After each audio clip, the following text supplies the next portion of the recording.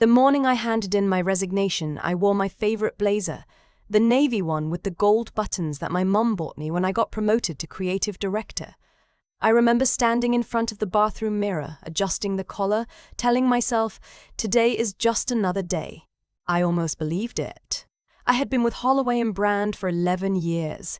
11 years of 60-hour weeks, client emergencies on Christmas Eve, and rewriting briefs at midnight because someone upstairs changed their mind again. I built that agency's visual identity from the ground up. When I joined, they were working out of a converted warehouse in Austin, with 3 clients and a logo that looked like clip art.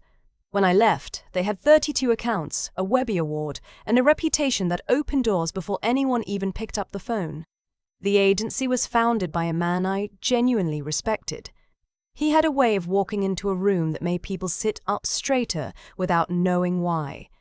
He believed in craft. He believed in doing the work right, even when the client didn't deserve it. He hired me when I was 29 and completely convinced I was in over my head, and he looked at my portfolio and said, "You see things other people don't notice yet." I never forgot that. But 2 years ago he had a stroke. It was sudden. He was fine on a Tuesday and in the ICU by Thursday. He survived, but he stepped back.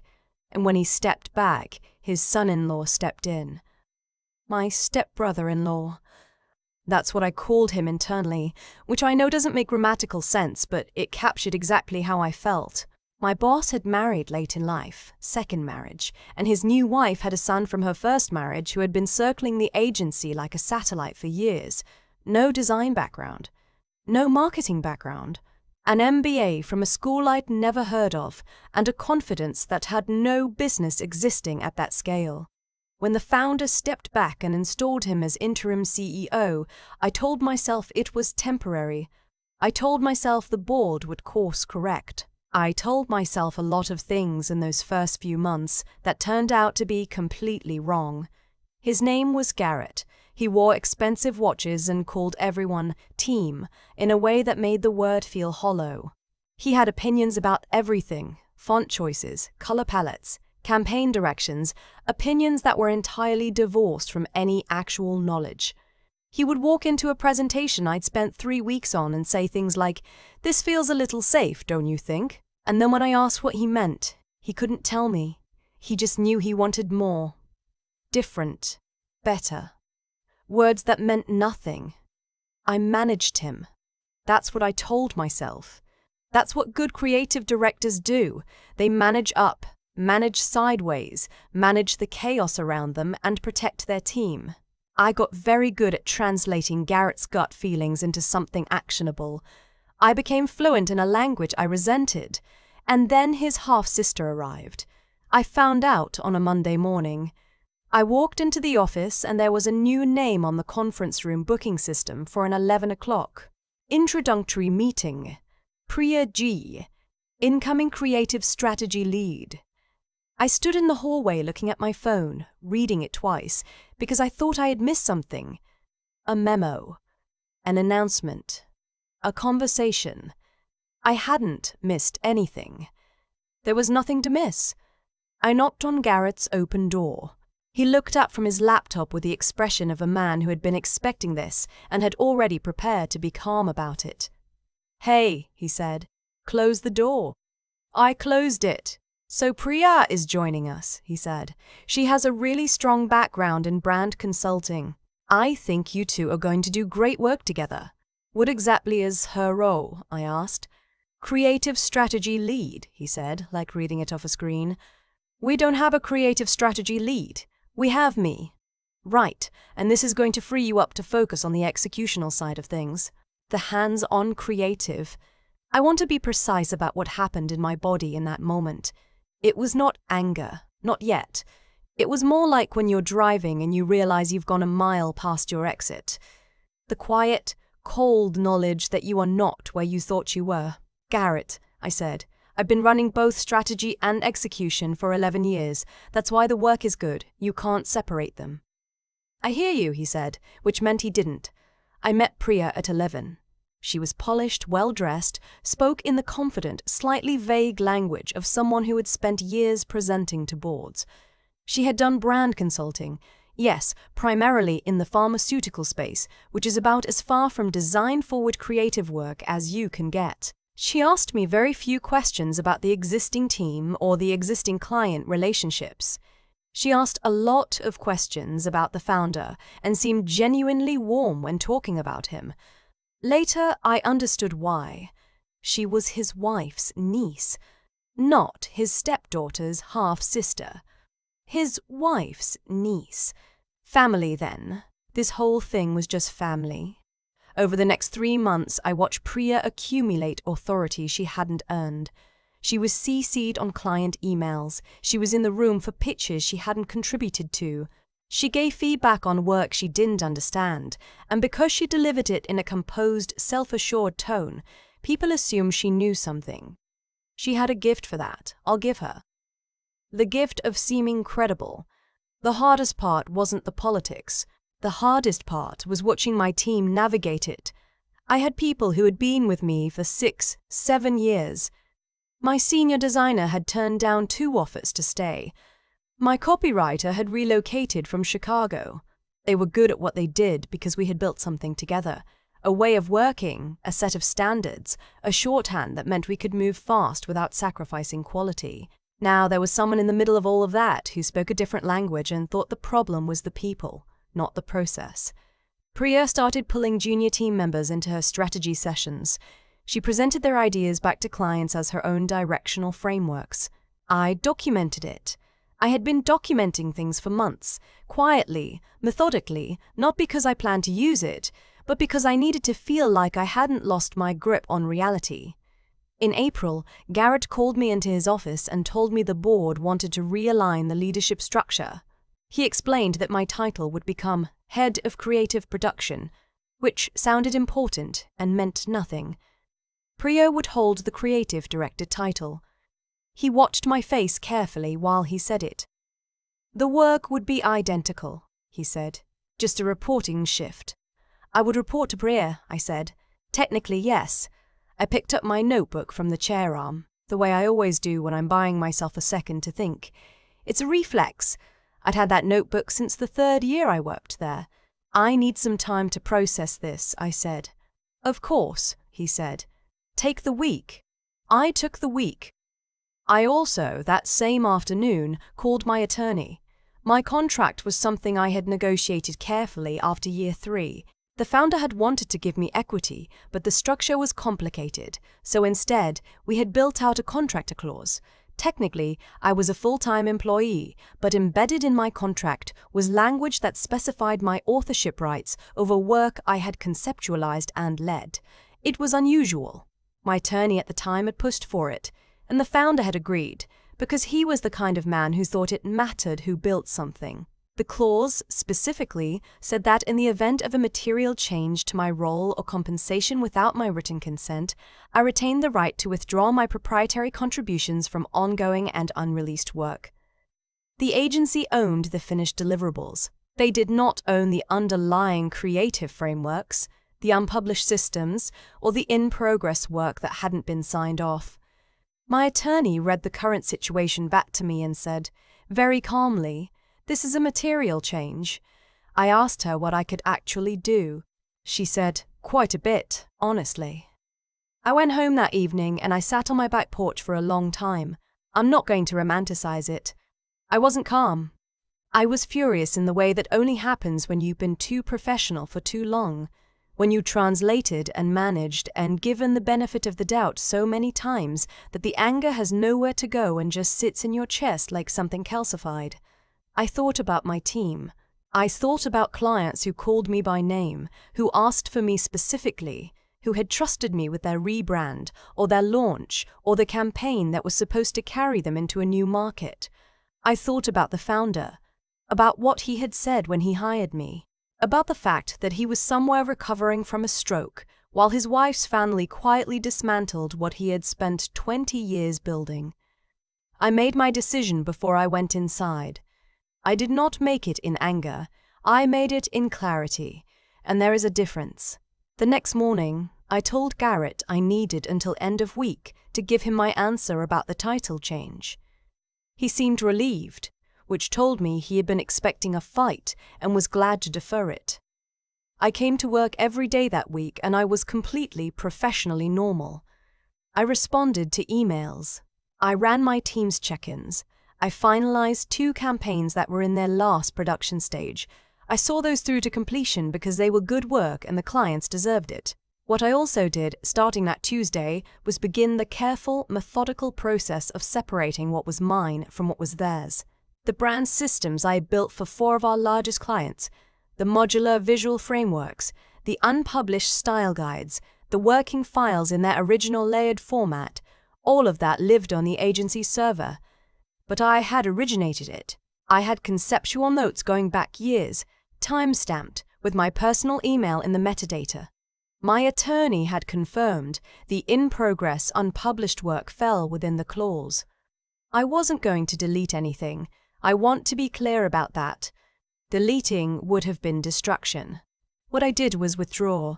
I retrieved the source files for every project that was still in development and had not received client sign-off. I left the completed, delivered work exactly where it was. I left every finished file, every approved asset, every archived project untouched.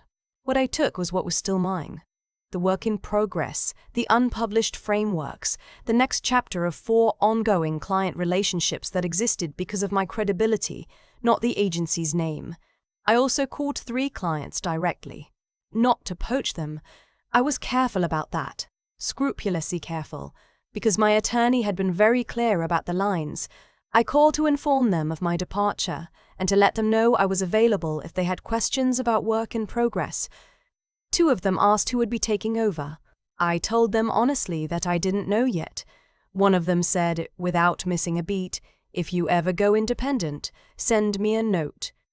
I sent my resignation letter to Garrett on Friday at 4:45 p.m. It was 2 paragraphs, professional, clear, effective immediately. I had waived my notice period under the clause and my attorney had already sent the formal notice of withdrawal to the agency's legal team. I packed my desk in about 20 minutes. I had never been a person who accumulated a lot of personal things at work. A framed photo of my niece, a small succulent that had somehow survived 11 years, my notebook, the navy blazer I kept on a hook behind my door for late nights. A woman from the billing team, who I had always liked, walked past my open door and stopped when she saw the box. She looked at it, then at me. "You're leaving?" she said. "I am." She shook her head slowly. "This place is going to feel different." "It already does," I said. I carried the box to my car. I sat in the driver's seat for a moment. I didn't feel triumphant. I didn't feel sad. I felt like someone who had been holding their breath for a very long time and had finally, quietly, exhaled. I found out later from someone still inside, my senior designer, who had decided to stay for now and texted me periodically with updates, that the collapse happened the following Wednesday. Priya had scheduled a major credentials presentation for Holloway and Brand's biggest prospective client, a regional healthcare network that the agency had been courting for almost a year. The pitch was her first real test, her first chance to show what she brought to the table. She had assigned her strategy team to build the deck. What she didn't know, because she hadn't been close enough to the existing work to understand the infrastructure, was that the entire creative framework underlying that pitch, the positioning, the visual system, the narrative architecture, had been built in direct continuation of a brand audit I had led 8 months prior. The source material was in the files I had withdrawn. What remained on the server was a set of final stage assets that pointed toward a system that was no longer there. The presentation was 45 minutes long. I'm told it went fine for the first 20. Then a board member asked a follow-up question about the rationale for the visual language. Why those specific choices? How did they connect back to the research phase? It was a good question. A smart client question. Priya couldn't answer it. Not because she was unintelligent, but because she had never seen the work behind the work. She had only seen the surface. She tried to navigate around it the way polished people do, But the board member was persistent, and eventually the room understood that there was a gap between what was being presented and what actually existed. The healthcare network did not move forward. Garrett apparently was in the meeting. My senior designer said he went very quiet afterward. The kind of quiet that means someone is doing math in their head and not liking what they're getting. The formal legal letter arrived at my new apartment 3 days after I left. The agency's counsel was asserting that my withdrawal had caused damages. My attorney responded the following afternoon with the full contract language and a documentation package I had spent the better part of a month assembling. I had timestamps. I had emails. I had a paper trail that went back to the original clause negotiation. The counterclaim was dropped within the week. The founder reached out. His wife called first, which I found interesting, and I didn't return that call. Then he called himself on a Sunday morning, and I answered because I still respected him, because none of what happened was really his fault, because he had been lying in a hospital bed while his family rearranged his life's work. He apologized, not for what Garrett had done, but for not having structures in place that prevented it. He said, "I should have protected you better," and I believed he meant it. I told him I hoped his recovery was going well. I told him the work had been the best part of those 11 years. I meant that too. I went independent in May. I had one client before I officially launched, the one who had told me to send a note. A food and beverage brand out of Denver that was planning a national expansion and needed someone who could carry both strategy and execution without dropping either. They introduced me to 2 others within the first month. By fall, I had a small team. 2 designers I hired away from places I knew were undervaluing them. A project manager who had spent 8 years at a top agency and wanted, as she put it, to actually see the impact of what she built. We worked out of a studio space in East Austin with good light and terrible parking and a coffee situation that we took extremely seriously. I didn't name the studio after myself. I called it Groundwork Creative, because everything I believed about design started with the work underneath the work. The research, the brief, the thinking before the thinking. The stuff that Priya had skimmed past and assumed didn't matter. I heard, through the professional network, that those things always travel, that Holloway and Brand lost 2 more accounts in the months after I left, that Garrett brought in an outside consulting firm to stabilize operations, that Priya moved back into a strategy advisory role, quieter, less visible, which was probably the right fit for her if anyone had bothered to figure that out before rearranging an entire department. I don't know what the founder makes of all of it. I think he's the kind of person who knows exactly what happened and carries it in the particular way that smart, proud people carry their mistakes. Not out loud, but not lightly either. What I know is this: on the morning I left, I wore my navy blazer. I carried a box with a succulent and a notebook and a framed photo of my niece making a face at the camera. I sat in a parking lot in Austin and felt the specific, quiet relief of someone who stopped waiting for a room to acknowledge that they were the one holding it up. I wasn't bitter. Bitterness would have required me to stay small enough to fit inside someone else's story. I just picked up the work that was mine and I walked out with it. And honestly, that was enough. I've thought a lot about what actually happened. Not the legal part, not the files, not the pitch that fell apart in front of a boardroom full of people. I mean, what was really happening, underneath all of it, for years before I ever packed that box. What I keep coming back to is this: I confused loyalty with leverage. I thought that doing excellent work, consistently, visibly, over 11 years, was a kind of protection, that the quality of what I built would speak for itself when it mattered. And in a fair world, it would have. But the world I was operating in stopped being fair the moment the person who understood what I was worth walked out of the day-to-day and left a vacuum that someone else filled, not with talent, but with access. Garrett wasn't evil. Priya wasn't evil.